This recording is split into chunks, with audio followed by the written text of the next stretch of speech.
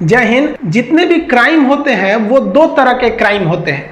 एक क्राइम को कहते हैं कॉग्निजेबल क्राइम, जिसे हम लोग हिंदी में कहते हैं संज्ञेय अपराध, और उर्दू में कहते हैं संगीन जुर्म। आप जज को सुने होंगे मूवी में कि संगीन अपराध किया या संगीन जुर्म किया है, मतलब बहुत खतरनाक काम किया है, संज्ञेय अपराध। और एक होता है नॉन कॉग्निजेबल, इसे कहते हैं असंज्ञेय। देखिए यूपी दरोगा में जब भी पूछेगा तो असंज्ञेय शब्द देता है, असंगीन भी दे दे तो कंफ्यूज मत होइएगा।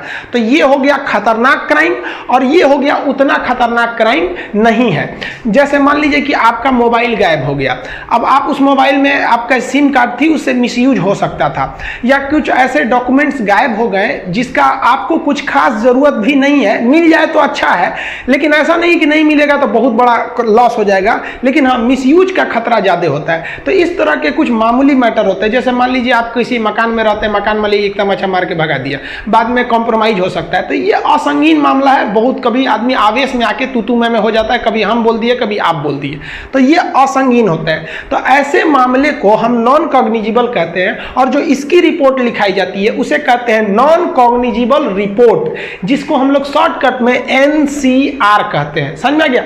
इसको कहीं कहीं शॉर्टकट में लोग सनहा शायद बोलते हैं, बिहार में लोग इसको सनहा बोल देते हैं, कहीं कहीं होता है ये NCR होता है। इसका क्या नियम है कि ये इस मामले में पुलिस उतनी गंभीरता से जांच नहीं करती है। 90 दिन के अंदर ये पुलिस अपने सीनियर अधिकारी मजिस्ट्रेट को कहती है कि ये मामला नॉर्मल था, इसको छोड़ देते हैं। हाँ, रिकॉर्ड में इसका यूज रख देते हैं कि नहीं, जो ये बंदा कह रहा है कि इसकी मोबाइल गायब हुई है, डॉक्यूमेंट्स या कुछ भी गायब हुआ है, अगर उससे कुछ मिसयूज होता है तो ये NCR लिखने की डेट से पहले कोई मिसयूज होता है तो भाई जब यही जिम्मेदार है।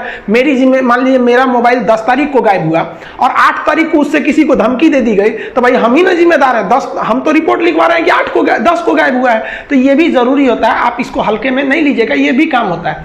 लेकिन जो कॉग्निजेबल अपराध होते हैं, जैसे मर्डर हो गया, रेप, किसी को जला के मार दिए, धमकी दे दिए, तो आप देख लेंगे तो भाई सभी छोटा मोटा अपराध नहीं ना है, अब बहुत बड़ा चीज हो जाते हैं ये सब चीजें। अब डकैती करके किसी का डॉक्यूमेंट चोरी कर लीजिए तो गायब थोड़ी है कि जो आप उसको नॉन कॉग्निजेबल में लेंगे, डकैती है वहां पर। तो जो बड़े मुकदमे होते हैं, बड़े क्राइम होते हैं, उन्हें हम कॉग्निजेबल कहेंगे।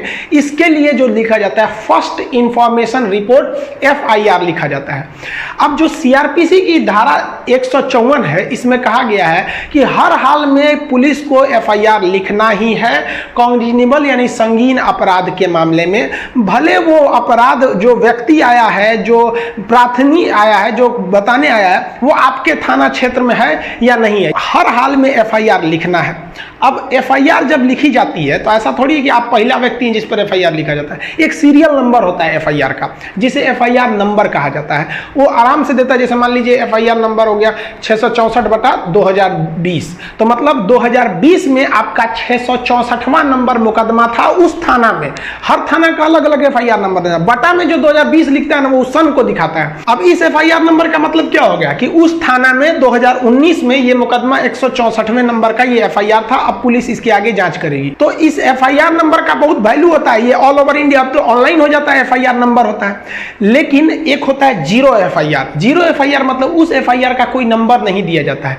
जैसे सुशांत सिंह राजपूत का जो केस चल रहा है वो मुंबई में है, घटना मुंबई है, लेकिन उनके पिताजी चूंकि पटना में रहते हैं तो ये पटना में लिखवा दिए हैं। तो ये थाना को अधिकार नहीं है कि आप दूसरे थाना के केस अपने जगह लिख लीजिएगा। हाँ, FIR करिएगा, लेकिन उस FIR को आप FIR नंबर नहीं दे सकते, तो उसके आगे जीरो लिख दिया जाता है कि इस FIR का नंबर नहीं है, लेकिन ये हमारे पास कहने आया है तो हम नहीं लिखेंगे इसका FIR, तो CRPC की धारा 154 के तहत हम ही पुलिस वाला अपराधी हो जाएगा, तो उसे जीरो FIR कहते हैं। जीरो FIR के तहत पुलिस आपको पूछताछ के लिए नॉर्मल बुला सकती है, लेकिन वारंट नहीं जारी करेगी। वारंट मतलब होता है नहीं तू अइबे करो, नहीं आओगे तो उठा के ले आएंगे। तो ये महाराष्ट्र, इसीलिए पटना की पुलिस महाराष्ट्र गई थी। तो जब कभी भी जो घटना होती है, अगर उस घटना स्थल से अलावे किसी दूसरे थाना क्षेत्र में लिखवा देते हैं तो वो हो जाता है आपका जीरो FIR। थाना क्षेत्र 10-15 किलोमीटर पे तो थाना बदल जाता है, इसमें उधर गए तो भी हो जाता है। ऐसी बहुत बार होता है कि जो आदमी क्रिमिनल होता है उसका उस थाना में वर्चस्व दिलचस्प होता है वो लोग लिखते ही नहीं है। एग्जाम्पल के तौर पर आसाराम बापू का जो घटना था बहुत पुराना, वो राजस्थान का मैटर था, लेकिन वो लड़की जब थाने में गई थी तो थाने वाला FIR ही नहीं लिखा, क्योंकि वो बहुत, आसाराम बापू करोड़ों के आदमी थे वो। तब वो लड़की मजबूर होकर अपने पिता के साथ दिल्ली आई, क्योंकि भाई आपका पहुंच राजस्थान में है, दिल्ली पुलिस को क्या मतलब है? दिल्ली पुलिस किसी की पैरवी थोड़ी सुनेगी, भाई हमको थोड़े ना जांच करना, 0 FIR लिखो फिर भेज दो वहां पर। 0 FIR लिखी, उसके बाद कोर्ट में चला गया मैटर, उसके आसाराम बापू कहां चले गए आपको भी पता है वहां पर। तो FIR जब लिख दिया जाता है तब पुलिस इन्वेस्टिगेशन करती है, ये इसकी वैल्यू ज़्यादा होती है और NCR की वैल्यू कम होती है।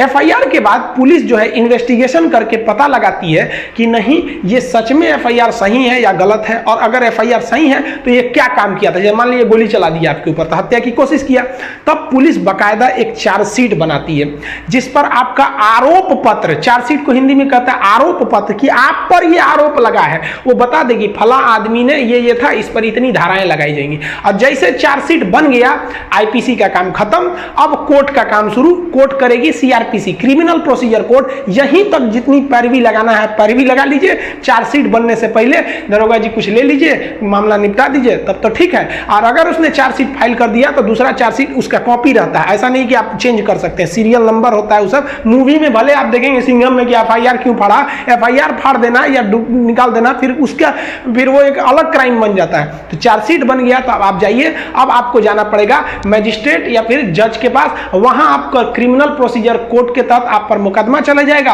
आपको जमानत मिलेगा तो जेल से बाहर रहिए, नहीं तो जमानत नहीं लिए तो जब तक मुकदमा चलता रहेगा अंदर रहिए। नॉर्मल मैटर में जमानत दे दिया जाता है कि जाइए आप वकील उकील रखिए, लेकिन खतरनाक मैटर है तो जमानत नहीं दिया जाएगा। जानते हैं कि ससुरा छूट गया तो बवाल मचा देगा। अजमल कसाब को जमानत मिला था, आसाराम बापू को मिला था, नहीं मिला था।